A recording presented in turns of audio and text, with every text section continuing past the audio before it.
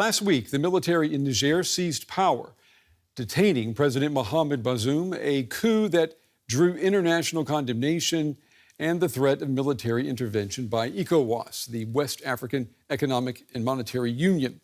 On Sunday, Niger's military junta ignored a demand by Ecowas to reinstate the president. Ecowas has imposed sanctions on the military in Niger and has called a summit, an emergency summit, for this Thursday. Well, there are U.S. and European interests at risk in this crisis. More than 1,000 U.S. soldiers are stationed in the country. Washington has spent $500 million training Nigerian armed forces in counterterrorism against Islamist extremism. Niger is also a major transit route for migrants heading for Europe. Will this latest coup change any of this? For now, the military junta is in control, and it is warning the outside world not to interfere. Faced with the threat of intervention being prepared in a neighbouring country, Nigerian airspace is closed from today, the 6th of August 2023, for all aircraft until further orders. All attempts to violate the Nigerian national airspace will be the object of a forceful and instantaneous response. The window of opportunity is definitely still open. We believe that the junta should step aside and allow President Bazoum to resume his duties tomorrow, anytime in the near future. I don't want to put an assessment on when that window would be closed, other than to say that using diplomacy to achieve this objective is our top priority with respect to Niger, and we continue to pursue it. All right, I want to bring in now Bill Rosio. He's a military analyst with the Foundation for Defense of Democracies. He was embedded with U.S. and Canadian forces in Iraq and Afghanistan. He joins us from Medford, New Jersey tonight. It's good to have you with us. The U.S. government, the European Union, European governments, they are watching the situation in Niger very closely. For our viewers who may not be familiar with the situation, tell us, why is instability in Niger? Why is it a problem for the U.S. and its allies? From a regional perspective, the sub-Saharan Africa has been sliding into chaos, largely due to there's been multiple coups in the region, and also some very vibrant jihadist insurgencies from both Al-Qaeda and the Islamic State. And for that second reason, the jihadist insurgencies, Niger has become one of the main hubs for fighting, for monitoring and battling these groups, particularly since Mali's coup 2 years ago. The French were kicked out from there. Mali has descended into chaos. Much of the northern and central part of Mali are under jihadist controlled or out of reach of the government. And the U.S. has a major base there, where it's conducting drone operations and other air operations to monitor these groups and provide information to the countries in the region. And with this coup, that all of that is in jeopardy at this moment. Yeah, and what happens then, Bill, if we do see chaos sustained in Niger? What can the United States do? I mean, it's invested, $500 million in training Nigerian armed forces. Is it going to have to just walk away from that? I think the U.S. options in the region, unless it wants to insert its military, which, given the debacles in Iraq and in Afghanistan, and the current problems that the U.S. is having with backing the Ukrainian government against Russia, I think it's going to be very difficult for the U.S. to get militarily involved, and France would have to get involved. They're just, the allies in the region are dwindling.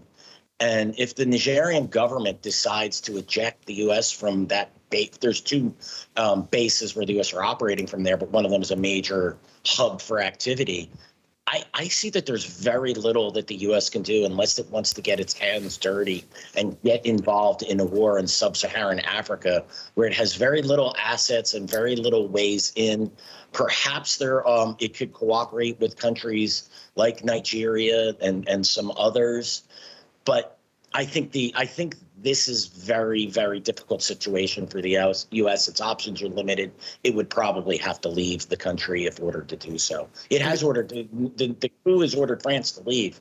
And we'll see how that plays out. This could be a foreign policy PR disaster for the United States. Just earlier this year, you have the U.S. Secretary of State saying that Niger was a model of democracy in Africa. And now you've got Washington describing the situation in Niger, but not using the word coup.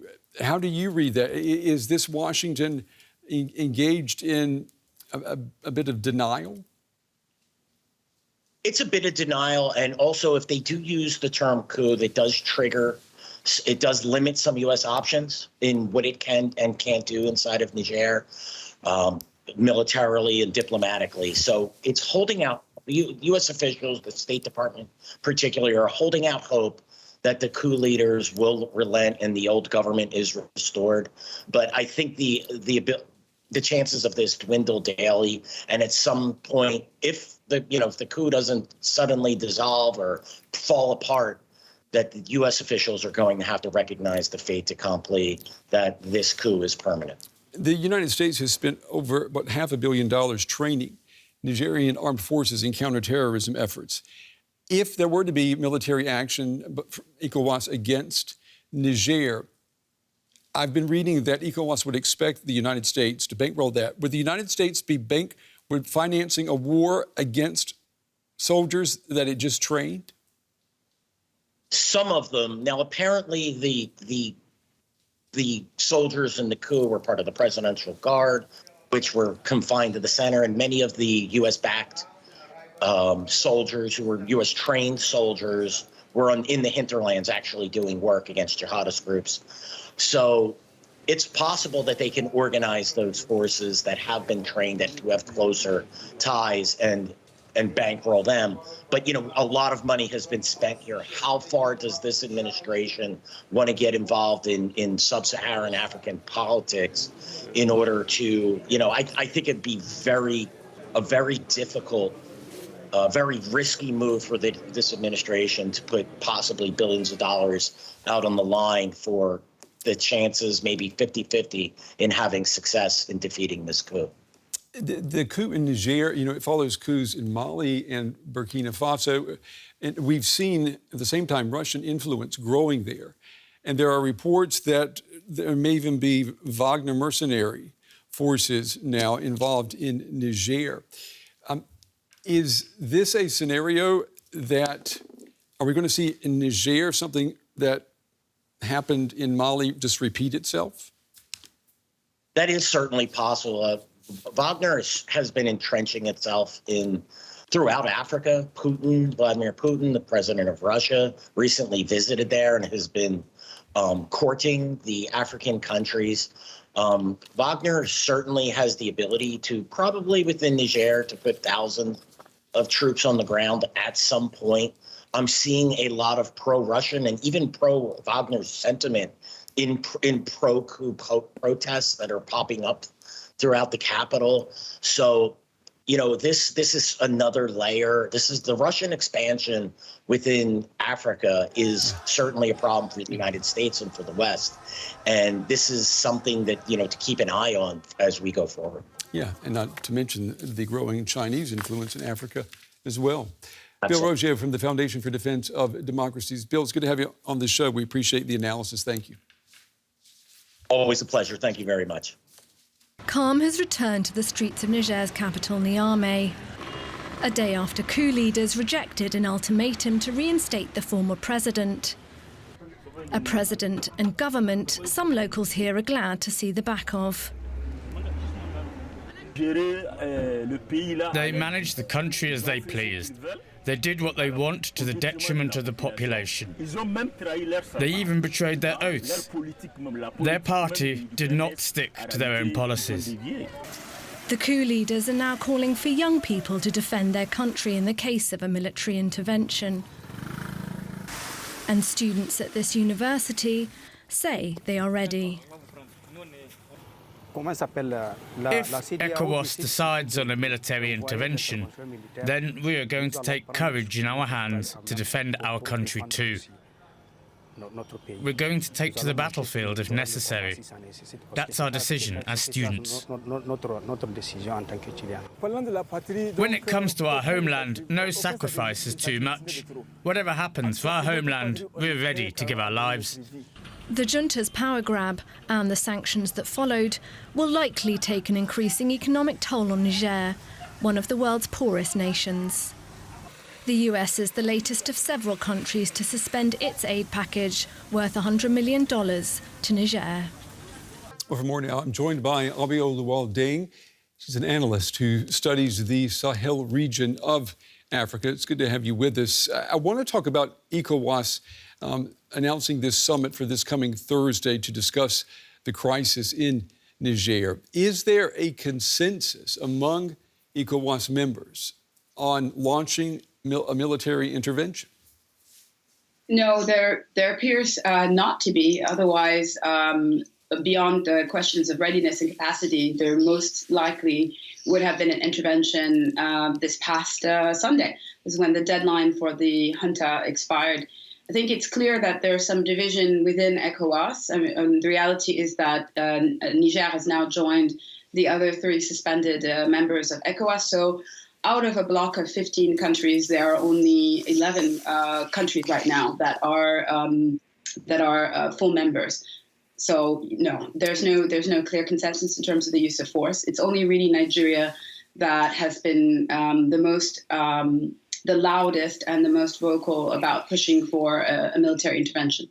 And let me just ask you about the credibility of ECOWAS. As you said, that ultimatum, the deadline has come and gone. It was yesterday, and there has been no military intervention. So the military junta basically called ECOWAS's bluff. Does ECOWAS have any leverage now? ECOWAS certainly still does have leverage, and the reality is that Nigeria is a big player. It is, the largest economy on the continent, and it's also in the region, a country that is seen to have quite a lot of legitimacy. Nigeria was not colonized by France. So some of the arguments that we've heard advanced in the context of Niger, such as which refer to the alleged damage and problematic relationship that they have with France, aren't relative to Nigeria. And Nigeria has quite a good trade relationship with Niger, which is quite symbiotic for both countries. So as such, Nigeria has a lot of credibility. In this context, it also is a country that has recently gone through, I believe, its 3rd democratic transition in recent times. So it's a huge moment for Nigeria to prove their legitimacy on the global stage.